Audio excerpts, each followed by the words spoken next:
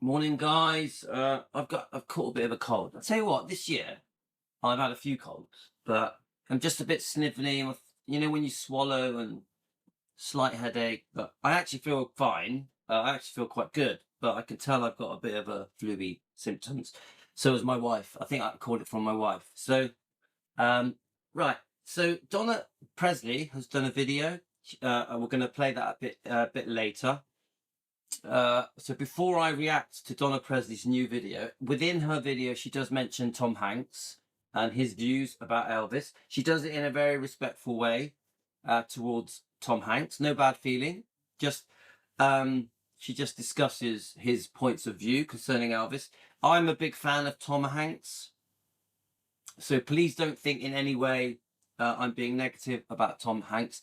I'm using Donna's video, Tom Hanks's video, as a way of discussing why people have got the wrong impression of Elvis, the wrong perception of Elvis, why Elvis's reputation and image being incorrect, being warped, being twisted, affects people like Tom Hanks on how they see Elvis, on the truth of Elvis. So Tom Hanks will be like the majority of the population of the world. He will see Elvis from the way he's been portrayed unfairly, incorrectly in the last 50 years. So I understand why Tom Hanks speaks about Elvis like he's a druggie or and many other things. Yeah. Same goes for even for Colonel Tom Parker. Tom Hanks brings him up. Even Colonel Tom Parker, there's more to it. Yeah. So it's very easy to just pick and choose the little snippets of information you've had indoctrinated. Is that the right word? Indoctrinated in the public arena for the last 50 years. The propaganda of these people. Am I using the right words? But you know, this is not our problem as a channel that's called Defending Elvis. This is our problem, that the general population around the world in every country just has snippets of information without doing proper research, without looking beneath the surface. There's more to it. It's much easier for the general public to just go with the flow. Yeah. So where we come along, Defending Elvis, our movement, Team Elvis, Elvis Defenders, we try and jog that. We try and go, no, it's not correct. So here is a prime example of a celebrity who happens to be in an Elvis film, Baz Luhrmann's biopic, which did bring a lot of new fans to the Elvis world, young new fans. This is a classic example of just being that you bought into the general perception of Elvis without doing enough research to understand that many things that have been said about Elvis are either not true, exaggerated, or twisted. Yeah. So because Donna Presley brings up Tom Hanks, I want to play some of this, not all of it. It's a very long interview. It's like over an hour. Yeah. And then I want to go back to Donna's video that she did on her YouTube channel, which is Donna Presley Official. Please subscribe to it. She also has a Facebook. Yeah. So let's just play it. I have speeded it up a bit because I'm in a rush. I've only got half an hour. I've got to take my daughter's car to the garage because there's a turbo that needs fitting. I'm hoping that'll fix it. So before my daughter gets here, because I've got to drop her off to college and I was going to drop the turbo off at the same time, I thought I'd quickly get part one in, showing some of this interview, so then I can come back and do part two. What Donna Presley says about Tom Hanks. She also discusses other things. Obviously, she's a #1 defender. You know, we love Donna Presley. Yeah. No bad feelings to Tom Hanks. I love Tom Hanks. I've always loved Tom Hanks. He's amazing. Let's talk about a recent character of yours, Tom Parker, because he was different than a lot of characters you played. In the sense that he was not a nice guy, right? I mean, he was not an easy person to like. There's certainly elements about him that we are sympathetic towards. And he's complex, but I couldn't help but walking away from that film feeling like he really screwed over Elvis, that he really screwed over Elvis, which is, I think, generally how the fans feel. But I also agree with his other comment that it's not all bad with Tom Hanks. There's two sides to the story. So, but we're not here to do a Colonel Tom Parker review. This is more about Donna's feelings towards Tom Hanks and his views on Elvis. So let's keep going. He kind of ruined his life. I mean, kind of forcing him to perform in Las Vegas for 7 years in a row. But aside from that, just before we talk about the complexity of who he was, there's a lot to unpack there. Yeah, help me understand how you become that character. So Baz Luhrmann says, "I want you as Tom Parker." This is a guy who was like Dutch, but he kind of hid that. He pretended. So I'm going to jump over this bit. See if we can get to when he discusses Elvis. Okay, let me just keep going. Including Viva Las Vegas. And the first thing I ever heard about Colonel Tom Parker, he was just a low-class carny. That's all he was. He'd cheat. I'm trying to get past the Colonel Tom Parker stuff. I understand it because that was his character. Going for here. Are you going for the physical look? And he said, oh, yes. So we're talking. That's okay. All right. Very good. Stephen and he said, exactly. Of running the show and the delight of screwing another, one delight after another, and also take them for every dime you can. They're saying sorry guys, I'm going to find the right moment. For 25 cents, they provided you with a nickel's worth of entertainment, like that, or someplace in Kentucky, and so then he adopted Colonel Tom Parker. That's how and he still had that crazy, the odd voice, but Colonel Tom Parker. Now, here's where it ends up going south. Rita knows Priscilla Presley from women's cancer organizations, and they happen to run into each other in a restaurant here in L.A. And Rita, hey, Priscilla. Tom, we're so excited that Tom's going to be doing the Baz movie about my husband. Yeah. Well, yeah. Would you like to come up? Could come up. So here's one of the first things I think Donna noticed. She calls Elvis her husband. They divorced 4 years before he died. Yeah. So this is part of the problem. People like Tom Hanks treat and talk about Priscilla like they were still married when Elvis died. Yeah. Not really aware of the unfaithfulness, all of the circumstances concerning the relationship between Elvis and Priscilla, and also the life that Priscilla lived after they separated and divorced with many other men, including the unfaithfulness. So people still hail Priscilla as the wife of Elvis. This is a big no-no for me and for Donna Presley, and I think Tom Hanks buys into that, So let's keep going. And we'll have dinner and we'll talk about it. No, just want to say, everything I say on this show is for entertainment purposes, not a fact, just opinion sharing discussion YouTube channel. And I'm not attacking Tom Hanks.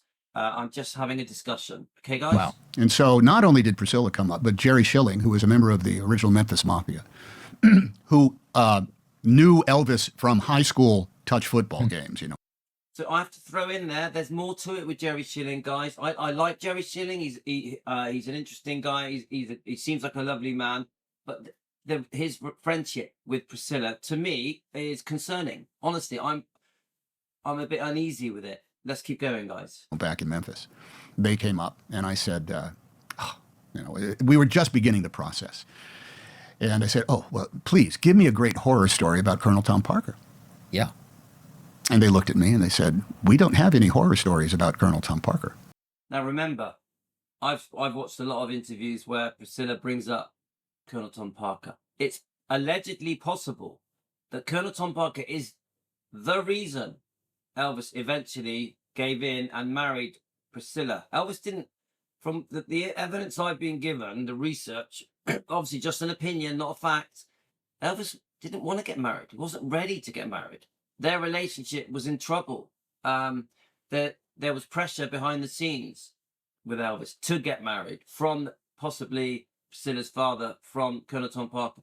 And obviously Elvis was a Christian man. He wanted to do the right thing. He allegedly may have made promises, when he first met Priscilla. So it isn't straightforward, guys. So it's obvious Priscilla liked Colonel Tom Parker. Colonel Tom Parker liked Priscilla. Yeah?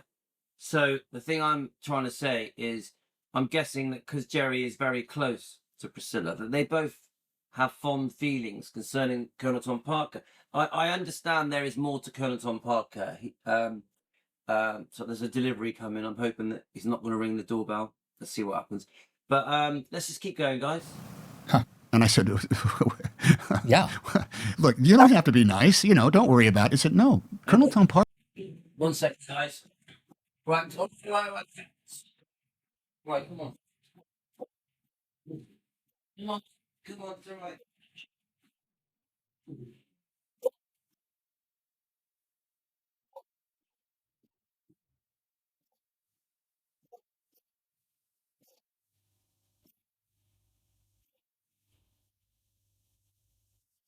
No, calm down.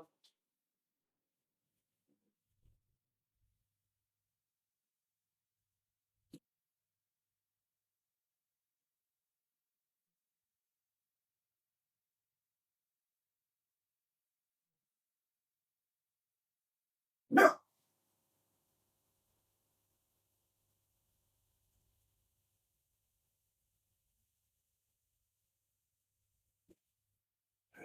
Right, wait a minute. Okay, everything's all right. Everything's all right, Ella. All good. Okay, let's keep going because I don't have long. Parker was a lovely man who was a delight to be around, who showed nothing. So let's hear that bit again. Jerry jumps in, and so does Priscilla, and says, You don't have to be nice, don't worry about it. He said, no, Colonel Tom Parker was a lovely man who was a delight to be around, who showed nothing but the greatest respect for my husband. And my husband would not have become what he did without Colonel Tom Parker. Ooh, right. So obviously we have different views on this. Yeah. Come on. If Colonel Tom Parker is the main reason they got married, I can see why she supports him. Speaks well of him. Speaks highly of him. And Jerry, I don't want to sound rude, but Jerry likes to please Priscilla, in my opinion. Just an opinion, not a fact. We do wonder what went on between Jerry and Priscilla. Honestly, guys, I know that that's close to the knuckle, but I'm worried. Yeah. So in your comments, tell me, what do you think about Jerry and Priscilla? Do you think there's more to it? What do you think about Colonel Tom Parker and Priscilla's views of him as Elvis's manager? Were Colonel Tom Parker and Jerry and Priscilla close as friends? To the day he died. So there's more to it, yeah? Jerry Schilling said, I wish he was still alive today so I could talk to him on the phone once a week. Wow. He took care. That's quite a big thing to say. Yeah, I mean, I know that the Elvis fans are very upset with Jerry Schilling. I'm sorry, no, not Jerry Schilling, with Colonel Tom Parker. Come on, guys. Elvis was overworked.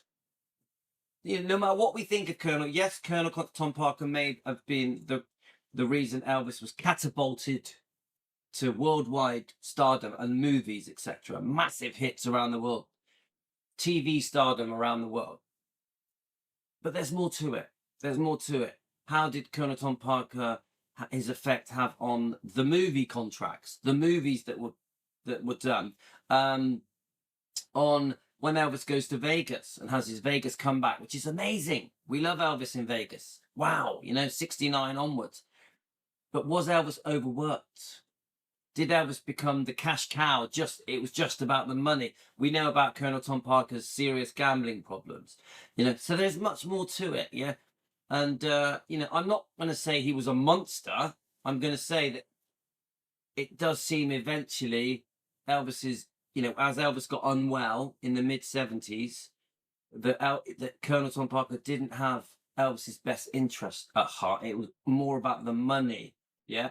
So put it in the comments. What do you think, guys? Of Priscilla Presley long after the divorce. He called her every Sunday, said, how are you doing? How's your daughter? Is there anything I can do for you? If there's anything that I need. Now, she also said, look, he was a carny and we had to sue him for the money that he owed us. But, that's because he was not my husband's manager.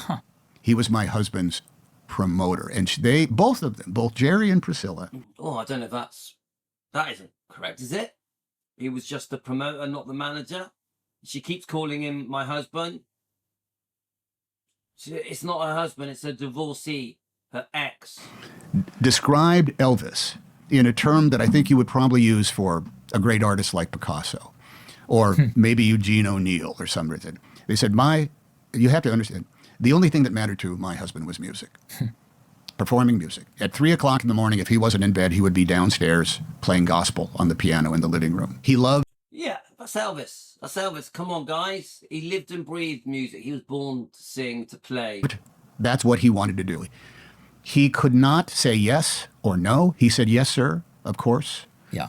He took guidance. And if you take this reality. There's there's this old story. It's not in the movie, unfortunately. I wish it was, in which the colonel said to Elvis, "Son, right now you have $1 million worth of talent. When I'm done with you." Yeah, so this is in the Baz Luhrmann film. I mean, guys, put it in the comments. What do you think of the Baz Luhrmann film? Do you like it? I think it brought new fans to Elvis. Obviously, that are extremely impressed, amazed by Elvis, the superstar, the legend, the icon, the amazing singer.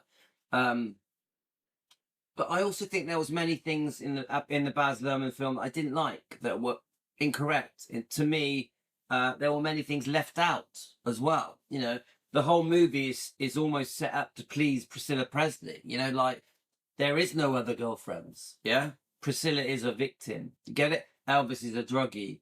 So there's parts of that Baz Luhrmann film that I don't like. In fact, quite a lot of it. There's about 60% of that film I don't like. I know many of you love the film. I like Austin Butler. I think Austin Butler's great. I love him. He took it very seriously. He did as best as he could do. He could even sing, but he was no Elvis. Yes, he's a handsome guy, isn't he, Austin Butler? Charming and interesting to watch, but he's no Elvis. You get it? I do think Austin Butler, his heart is in the right place. I do think he captured something about Elvis, the way he portrayed him, that captured some kind of his essence a little bit. But I also think the film, in some ways, is terrible. Yeah, so I jumped from one extreme to the other. Put it in the comments. What do you think about the Baz Luhrmann film? Let me know about what you feel about Austin Butler's version of Elvis. What do you think about the storyline? Why were the girlfriends left out, like Ginger and Linda, people like that? Why was it all about pleasing Priscilla? And obviously, I feel that they felt that they wanted Priscilla's support with the film, Baz Luhrmann's film, for the film to be a success. So I think Baz Luhrmann really was like, I must please Priscilla Presley. I must please Lisa Marie. We know Lisa Marie loved it. We know that Lisa Marie became good friends with Austin and with Baz Luhrmann. So it's complicated, yeah? You'll have $1 million. And that's true. From the signing with Colonel Tom Parker, in which he was essentially making a living by performing on around in small clubs and selling records out of the trunk of Sam Phillips's car. Yeah. He went from that to moving into the Graceland mansion, which he bought cash. That isn't straight. He just said he bought it cash. He didn't. There was some mortgage towards it. It wasn't the first house that Elvis bought, but let's keep going. Within 18 months. So that's what Colonel Tom Parker did for Elvis. So I'm mentioning this because Tom Hanks, I love him, but he hasn't got his facts right. He hasn't got his facts right. Allegedly, for entertainment purposes, just an opinion.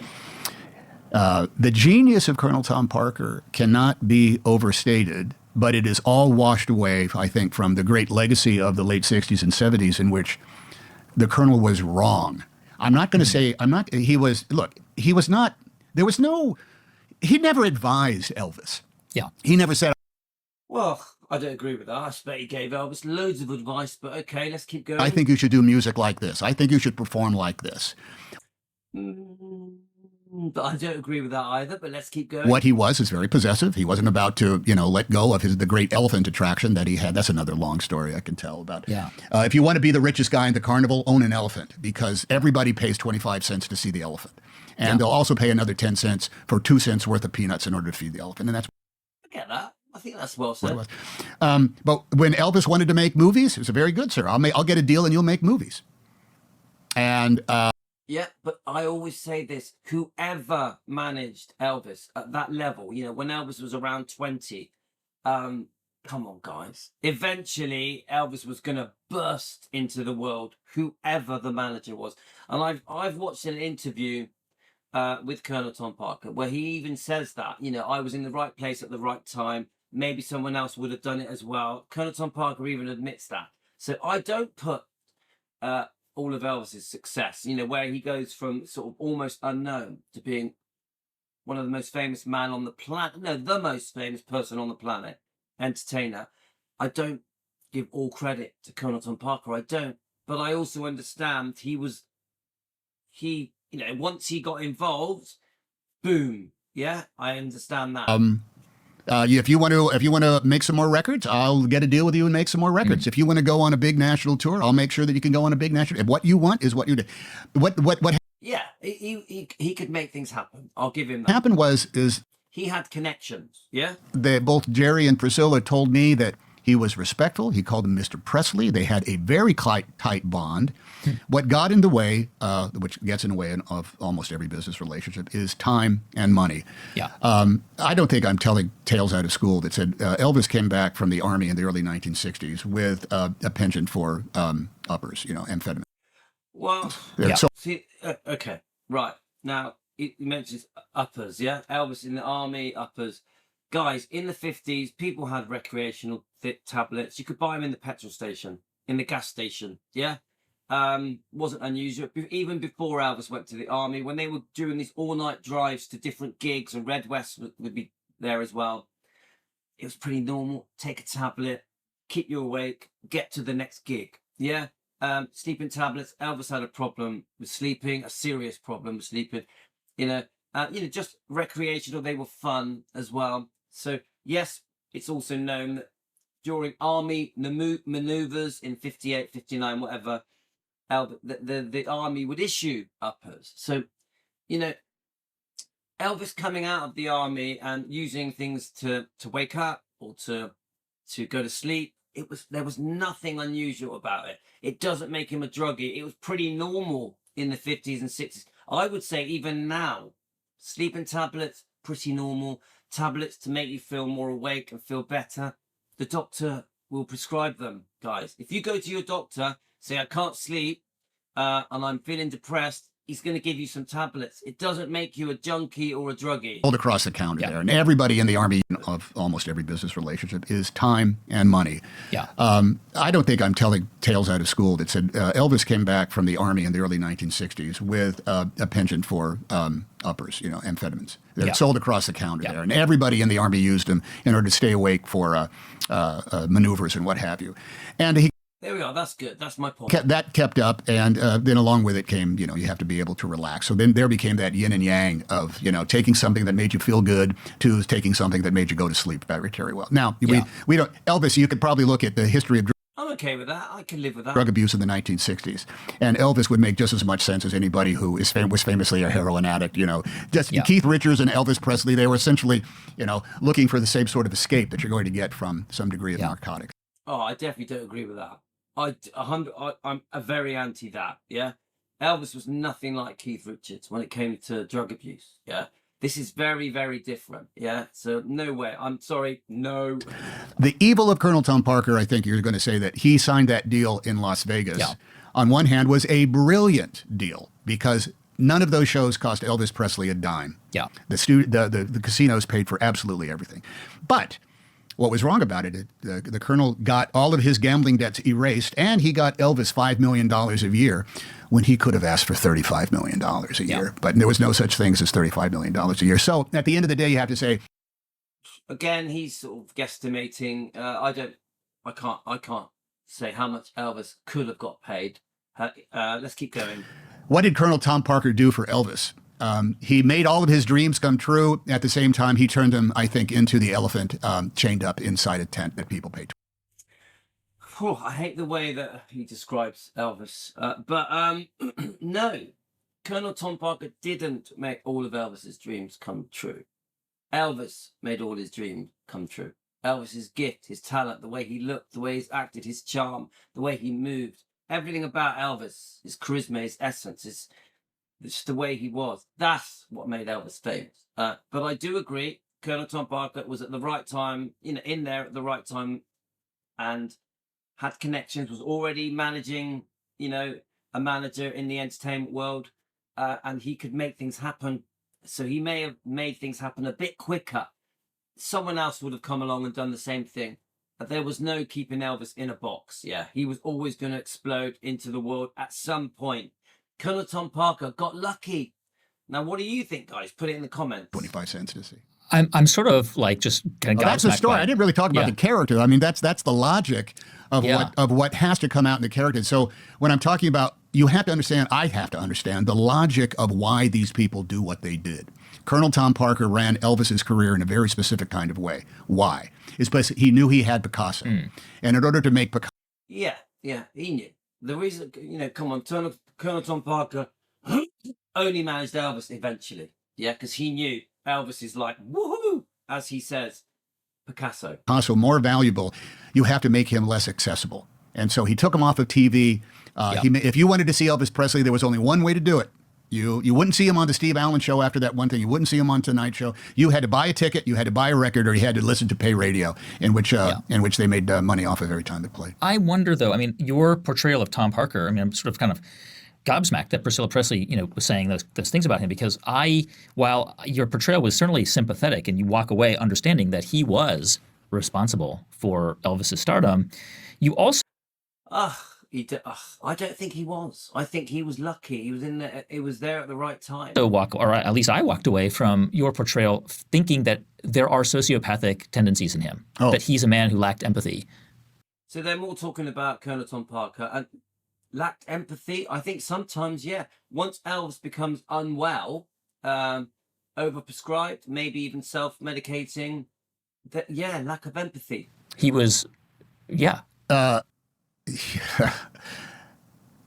I think that's where you get into the aspect of who's got the power here? I do, because you want my boy. And if you want my boy, you're going to have to give me exactly what I want. That's just the way it works. Yeah. I think the tragedy that hurt both of them was the Colonel's lack of imagination. Because 1968, Colonel Tom Parker's philosophy was you never bring politics to the carnival. We don't go there. We don't talk about that stuff. And what he did not understand was the great power that Elvis had, because if Elvis had come out and just spoke lovingly about the state of Vietnam and everything that was going on, he pounded into Elvis that no, you're just an entertainer, you're just an entertainer, you're just an entertainer. We must entertain. If you want to go into politics, run for office, and I'm not your manager anymore. And that was a mistake. So we don't know if that happened. This is an assumption. It wouldn't surprise me, but I don't think Elvis wanted to blur entertainment with politics. Just my opinion, guys. I think he liked it kept separate, but I also think Elvis loved his country and had very strong opinions about America, politics, and many other topics concerning America. So, I think you got to remember that Tom Hanks is a celebrity. He's very important. He's very famous. Yeah. So sometimes people will hang on a celebrity's words and take them as gospel, as fact. This is Tom Hanks' opinion. Yeah. He did not understand the great cultural place that Elvis had, because Elvis wanted, Elvis was hip when it came down to all this stuff. Elvis's influences were, rhythm and blues, black artists, and he gave jobs to all sorts of people of color in places where they would not have been able to have the opportunity were it not Elvis Presley say, no, I want them in the band. I want them as my background singers. I want them in the show. And that's where you get into the I think the easy way of saying that, well, the Colonel gave Elvis Presley a career, but he sort of ruined his life. Yeah. But even from Priscilla. Yeah. So he gave Elvis Presley his career, but ruined his life. I think some fans would actually agree with that. Bloody hell. It's like Elvis did not have a business bone in his body, but he could have said no. He could have. I don't know. I think Elvis was smarter than you think. To say Elvis didn't have a business bone in his body, I don't think it's as simple as that. Elvis, yes, was more focused on his on entertaining, being the best that he can be. Yeah, obviously he was a Christian man as well. That was a massive part of Elvis's life. A searching for purpose, meaning in life. But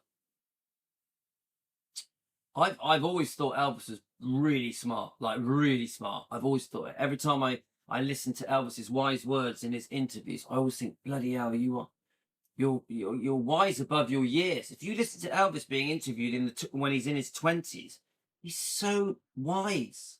Yeah. Unbelievably wise. He gives the best advice. He could have said no.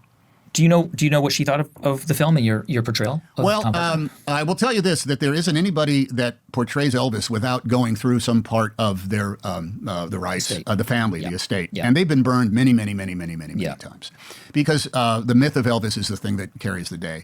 I don't want to put words in their mouth, but they were very pleased.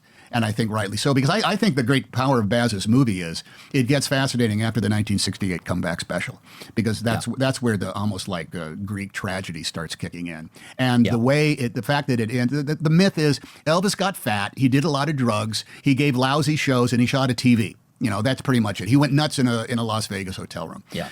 Which is why we defend, because that is so unfair to Elvis. And he did do really bad shows, and he did get addled, and he was that Shoot TV. yeah.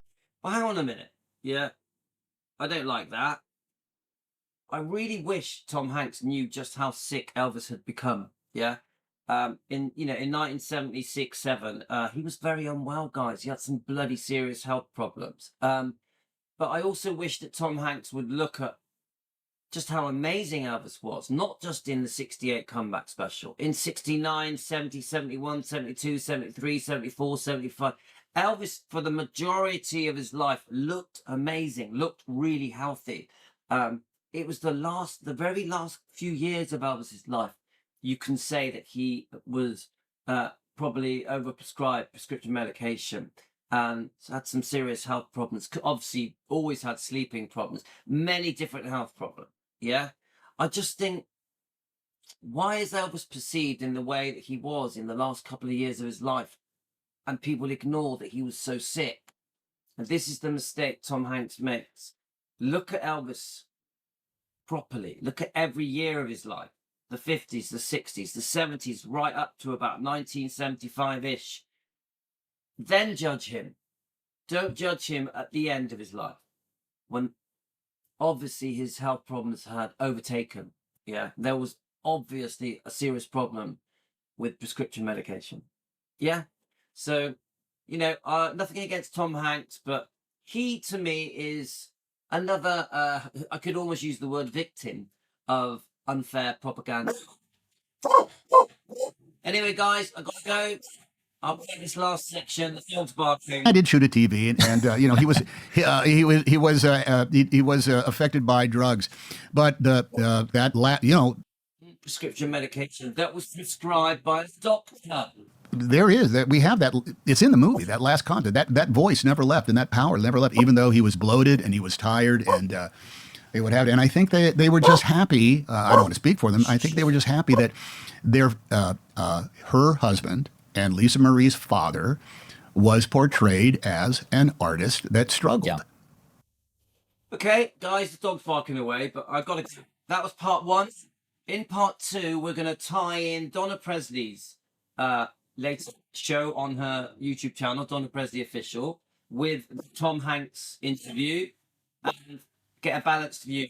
Okay, so no offense to Tom Hanks, I'm a big fan of Tom Hanks. Yeah. I definitely disagree with many things he says, but I will say this.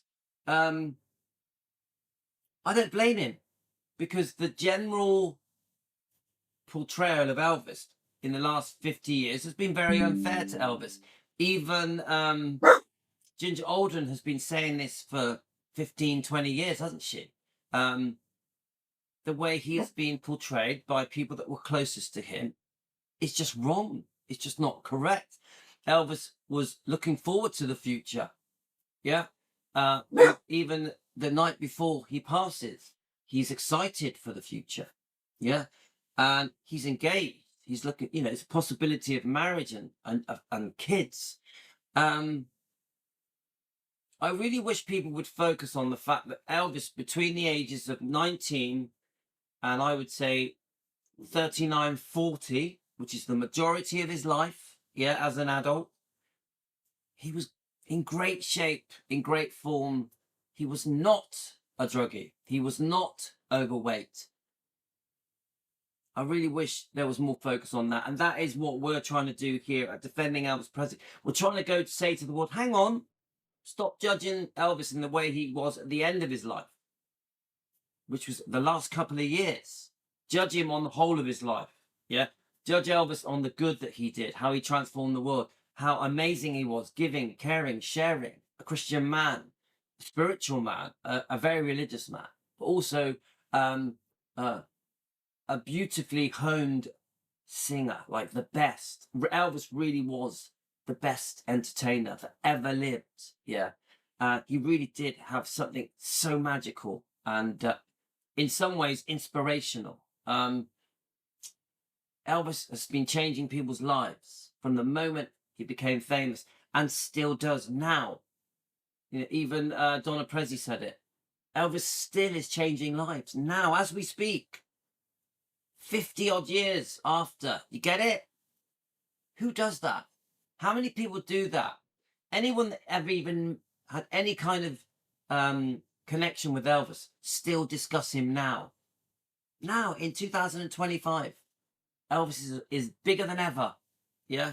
So we will carry on defending Elvis. Elvis does need defending, and Elvis deserves better than this interview. Tom Hanks, when he says some negative things about Elvis, Elvis deserves better than that. Honestly, it's almost ignored that he was so sick, so unwell. People tried to even say that the reason he was unwell was because of the medications. You know, there's so much more to it. Elvis was genuinely sick. Anyway, guys, we'll be back for more. Defending Elvis. Elvis deserves better. So thanks for joining me, guys. I'm going to post this now. I'll join you on the comments. Part 2 will be Donna Presley discussing this interview. Take care, guys. Love you all.